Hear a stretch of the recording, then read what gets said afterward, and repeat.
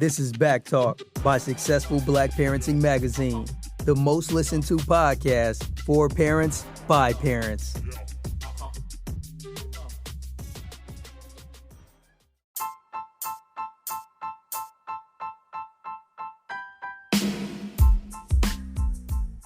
Hey guys, thank you for listening to Back Talk by Successful Black Parenting Magazine.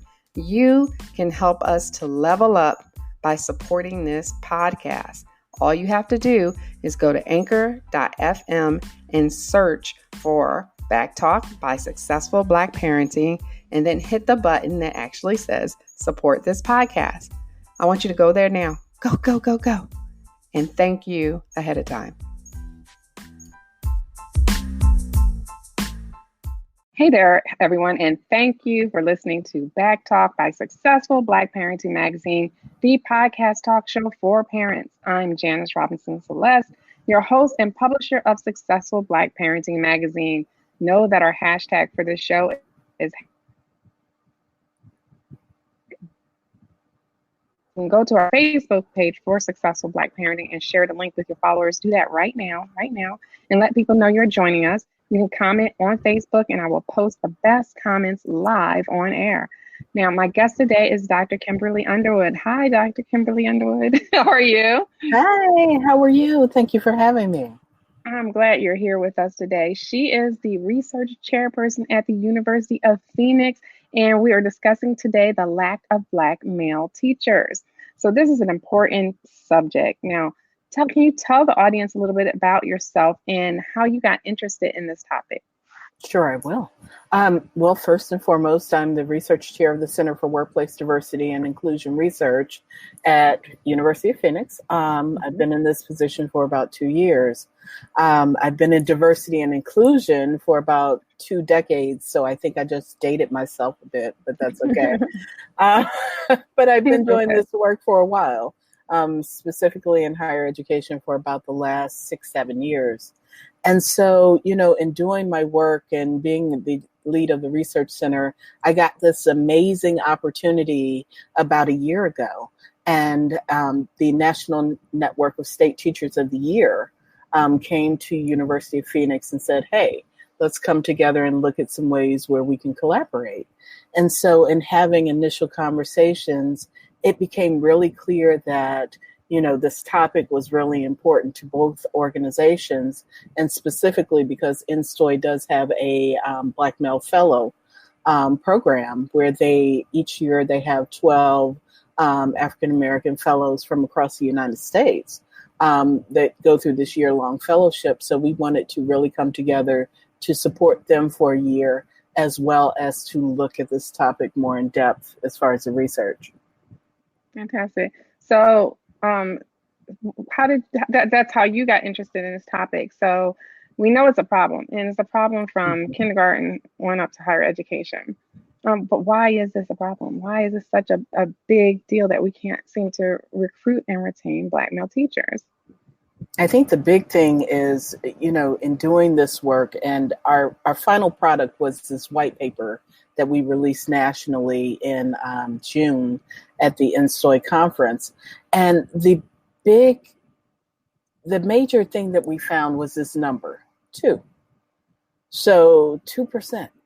And when you look at, first and foremost, teachers of color within the, teacher population, it's 20%.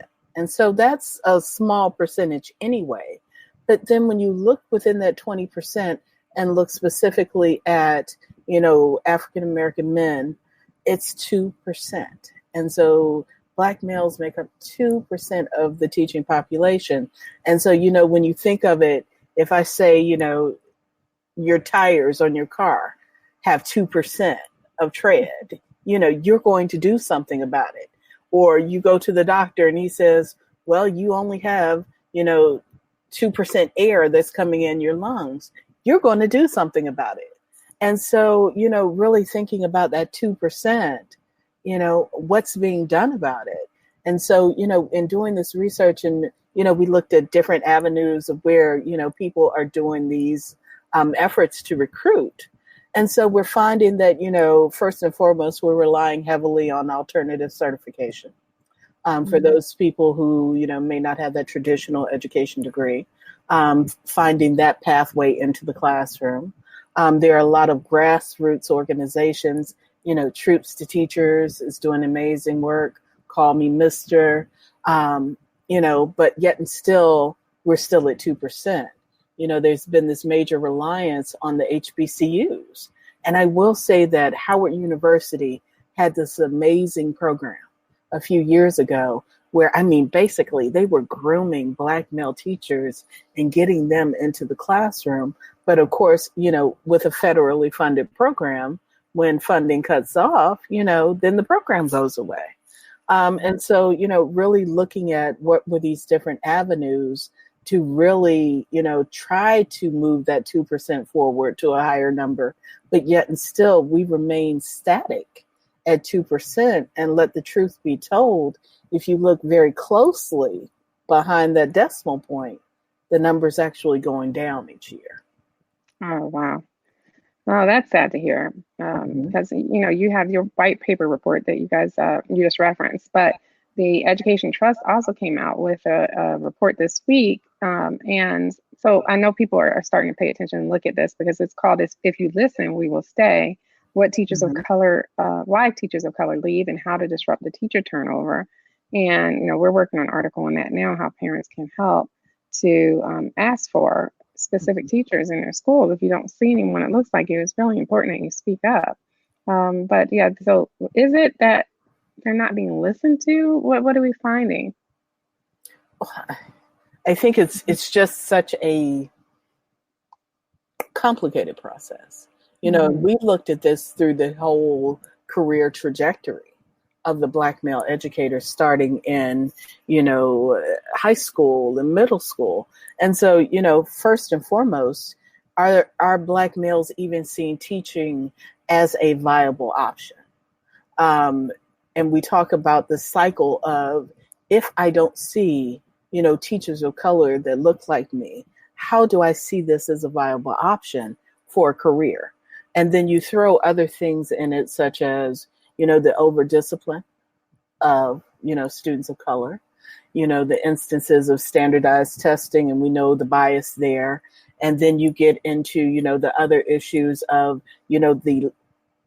the ability and the aptitude to want to label students of color as being, and I don't like the term, having a learning disability. I'll put it like that, or having some type of challenge that keeps them from, advancing or being successful and, going into the programs and the classes that prepare them adequately for higher education.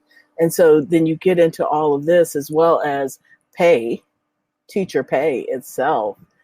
Teachers, I think, you should almost be paid triple, for the responsibility that you have, so, you get into all of this, and then getting them into, teacher preparation becomes difficult. And then I will say that, historically, and I was in teacher preparation. I was an associate dean of a college of education at a primarily Black institution. And I will say that I was guilty, because as this associate dean, I know that we struggled to get students of color, and specifically male students of color. But I don't think that I ever thought about what 2% meant in this global level and in this capacity, and what it, the implications were of that at a higher level than outside of my school. So, really, I think that a lot of teacher preparation programs need to take that responsibility. And then once you actually get, Black men through and successfully, and don't forget, we have praxis exams and, ed TPAs and all of those things that they have, the hurdles they have to go through. And then getting into the classroom, then one of the things you have to look at is the actual socialization process, having to take on roles outside of just the classroom teacher. And so specifically, and if you, look at the white paper that we released, we use the voices of the Instoy fellows heavily to narrate a lot of our research.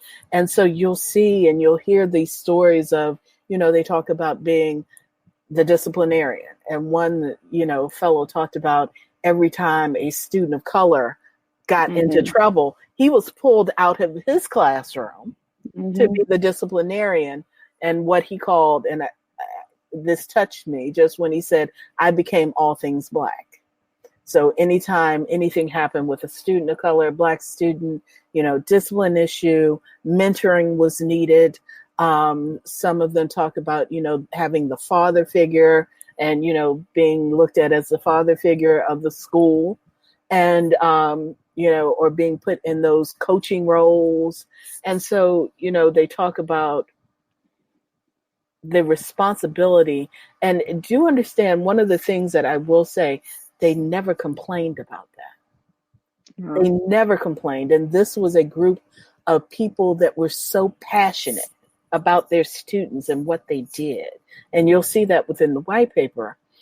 But, they talked about also, seeing more people of color and more men of color in those leadership positions, and being able to get there, required them to have a finger and a pulse on the curriculum.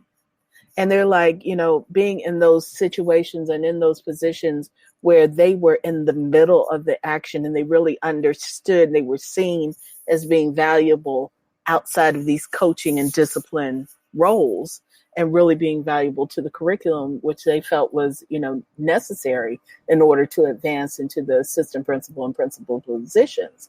And so, it's just really a lot of different factors. But I definitely, and I will say I didn't read the report, but I want to read it, because one of the things that we found was, in doing our research, there's not a lot of research out there about what actually goes on once you get in the classroom. So when we talk about the recruitment piece, there's a slew of research there. But once you get into the actual classroom and classroom experiences, there's not a lot of research there. And so actually from, my stance as the research chair, we have launched the 100 Black Male Educators Speak Project, where over the next year, we are doing in-depth interviews with 100 Black male teachers to look at what goes on in the classroom, because you did make a good point about, retention, and teachers of color are more likely to leave the classroom than their white counterparts. And so, really looking at what are those experiences, how are they socialized, what goes on between, teachers and leadership, what goes on with, colleagues. And so what are those experiences that really, create the dynamic of being socialized as a teacher? And then how does that impact retention? And so that's our next effort. Okay. So let me ask you, because traditionally teachers have been female and not the head of households. That's changed, and yet the salaries haven't. How much of it do you think is a money issue? Because you have families to maintain, whether you're male or female, really. But if they can't make the money they need, especially with so many different universities and colleges hiring adjunct professors, the salaries for adjuncts are nothing. You have adjuncts on welfare. So how much of that has to do with it? I mean, I think that, pay is a big issue. For a teacher, and really thinking about myself, going through, my bachelor's, my master's, my PhD. I mean, if it wasn't for a fellowship, I knew I couldn't afford my PhD, because I knew I had those loans, and I knew what that meant, going forward. I had to find a job that could help me pay for that. And so, thinking about going through teacher preparation, going for, some type of advanced certification or some advanced degree. I mean, and then coming out and making 30, 40, maybe 50, do I see that as something that is a viable option, especially if I am head of household, or I am a single parent, or a one income household? Is that something that will sustain? And then you think about actually what you hear about education. When you hear, teachers paying for their own supplies a lot of times, or supplementing, the needs of the classroom out of their own pocket, and you put all of that together, it doesn't make teaching attractive to, I think, a lot of people. And even those, unfortunately, those that have a passion have to weigh, the benefits of, taking a career or taking a job somewhere else outside of education, if it is going to provide that income that they can sustain, a certain lifestyle. I want to just read Crystal's comment that she posted. She says, I was lucky to have a Black male principal in a small school, 3rd to 8th grade. He walked the halls and engaged in the classroom. I didn't really realize how lucky I was. And I love how she says how lucky she was, because it is. It's definitely a benefit. And she actually recognizes that. And it's important. And that's why we're here talking about the lack of Black male teachers today. Mm-hmm. Mm-hmm. But yeah, so let me ask you, what is the University of Phoenix doing to recruit and retain Black male teachers? Are they working on it? And Janice, I will say, to talk about Crystal's comment, before I get into that, I will say that, in thinking and doing this project and working and doing this research, I thought about the first time I had my first Black male in the classroom, and it was in my PhD program. And he was like this unicorn.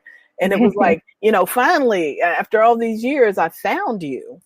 And so, really wanting, if we think about the purpose of education itself, which is to create these productive citizens. And see, one of the things that the Census Bureau has said is that, by the year 2044, we're going to be this majority minority society.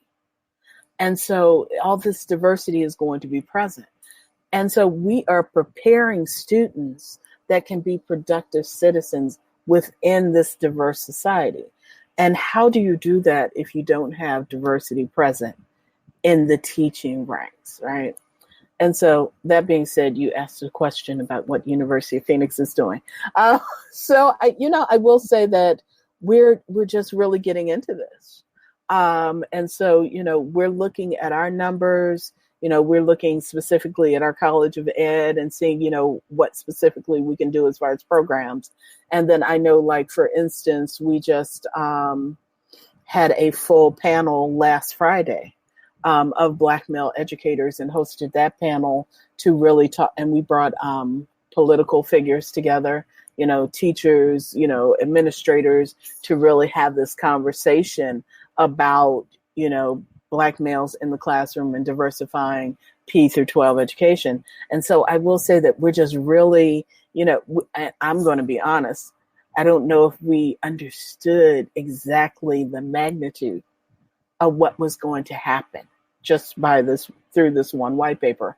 And so, now knowing that this is such an important topic, and really starting to do this extra piece of research around it and really delving a bit deeper into this topic, we're really looking at the numbers and seeing what we can do.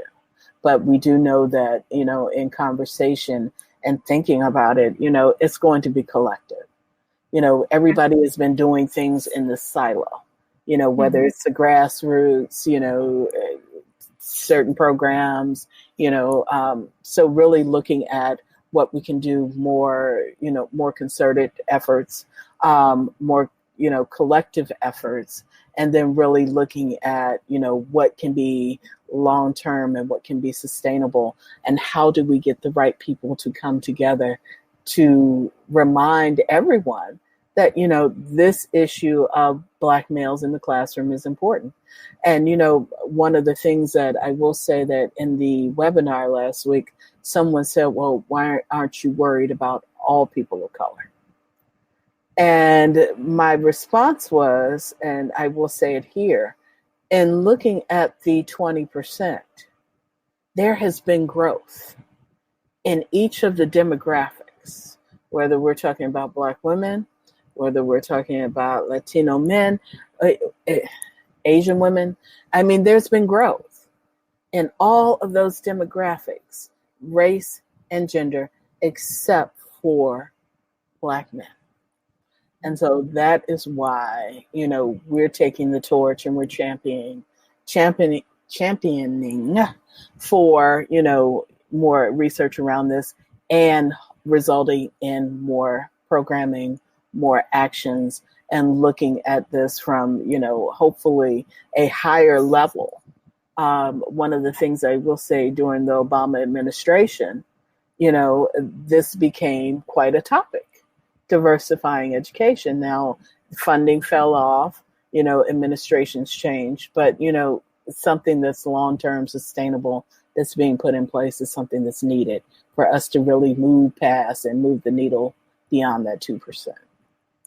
Right. Well, what can parents do to encourage their kids' school to take recruiting Black male teachers seriously? Like, how can they be advocates?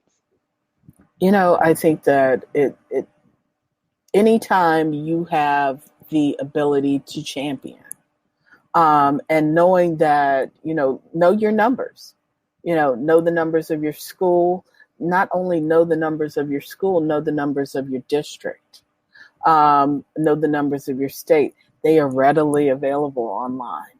And so, being able to, and I also say, know your lawmakers. These are the ones that get these big programs in place, that get funding dedicated, to these types of efforts. And so really being able to champion outside of just saying to your principal, I would like to see more, Black men in the classroom. This is really a social issue and a problem.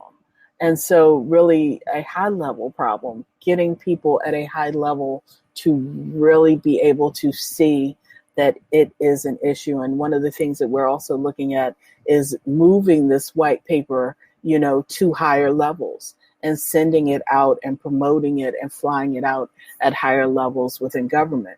And so getting that information out and pushing and always saying that they aren't there, because a lot of times I think that, especially in the political arena, we've done this. So we put this money here, we've done this program. And so, oops, fixed.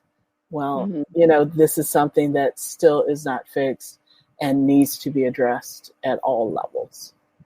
Right. Well, Camille just said it just occurred to her that in all her years of school, she only seen or ever had 2 Black male teachers.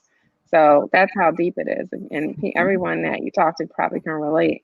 But I like what Crystal also said. She came back and had another question. She said, how much do we discourage Black men from going into teaching in our own community by not valuing it? Or even speaking well of teachers, Black middle class families always seem to push for doctors and lawyers, get that money as our focus.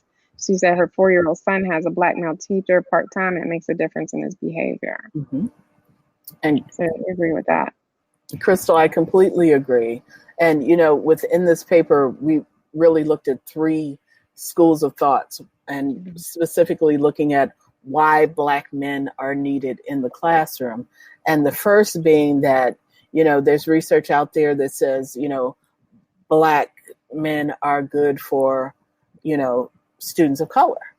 And then there's a second school of thought specifically that says Black men are needed and necessary to educate Black males specifically.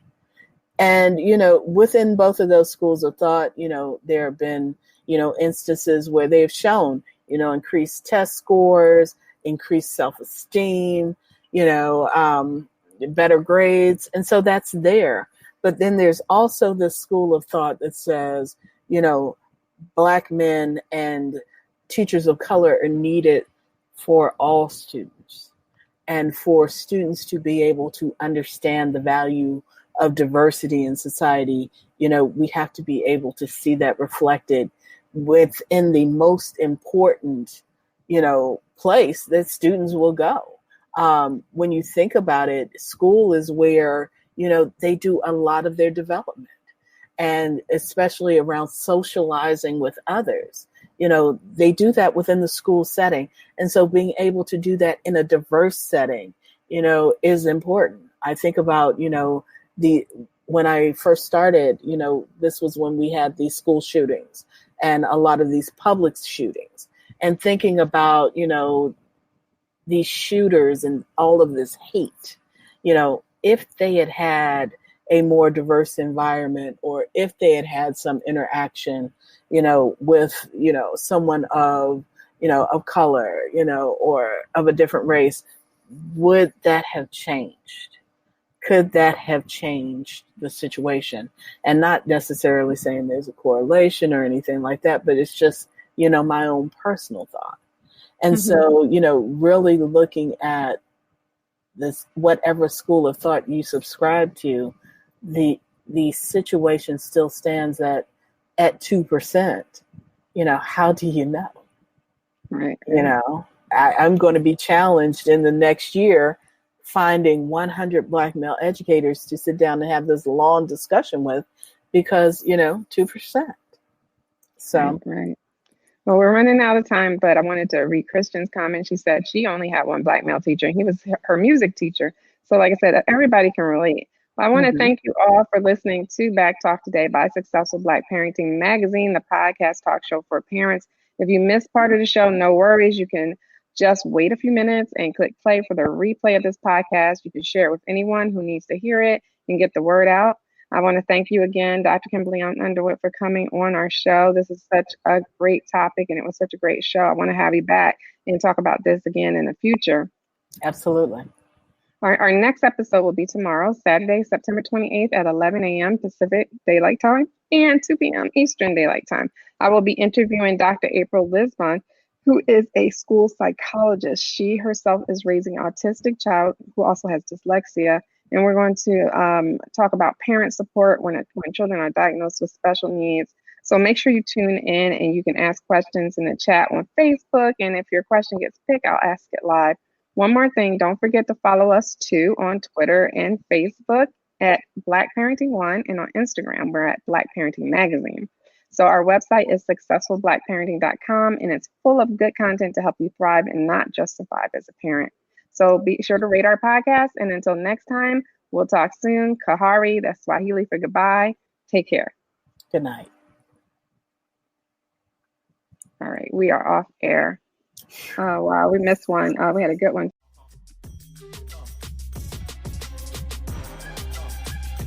Thanks for tuning in to Back Talk by Successful Black Parenting Magazine. We'll see you soon.